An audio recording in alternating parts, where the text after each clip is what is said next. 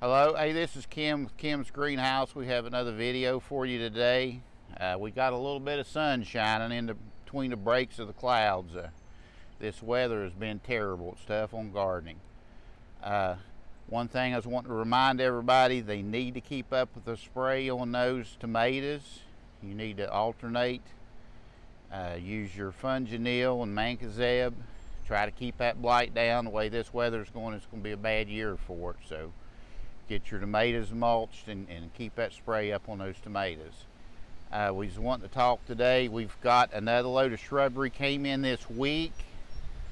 We got some beautiful stuff in out of Oregon. Got some beautiful green giant arbs, some gold cone junipers.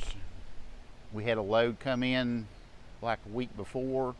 We are well stocked on shrubbery right now. And the good thing about this weather, I mean, today it feels like early April with this cool weather, and all the ground's got plenty of moisture in it, so you still have plenty of time to plant shrubbery without having to water you to death. It's if you haven't done it yet, want to do kind of spruce up around your house, put in a few pieces of shrubbery, or you're wanting to do a new install, a good time to do it. We got plenty of moisture in the ground, so we've got ample product here for that.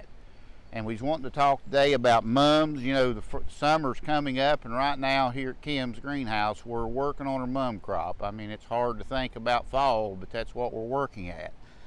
I was wanting to show you what we start with. This here is some Belgian mums.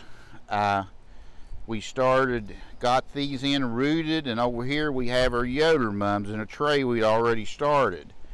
And we started these about 3 weeks ago.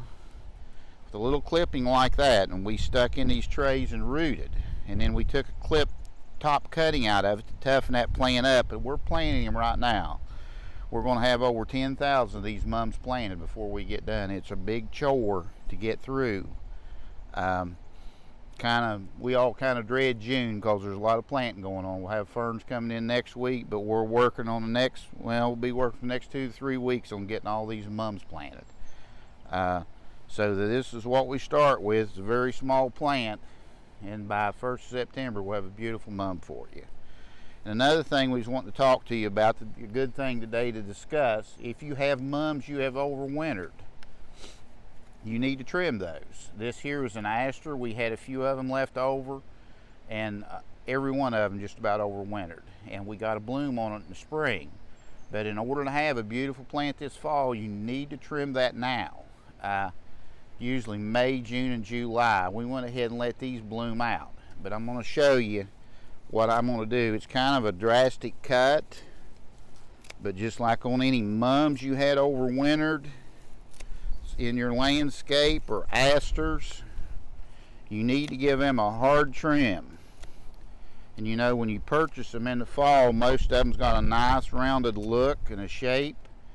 You need to trim them so those will branch out. If you don't trim that, you're just going to get a tall stovepipe plant. And usually 1st of May, 1st of June, and 1st of July. We're already into mid-June, so if you hadn't trimmed them, I would go ahead and trim them mums and your asters now, and then wait till probably, let's say no later than the 1st week of July, and put a light trim on them. And it'll put them in beautiful shape for this fall. That's all we have for you today, folks. We'll talk to you on the next video.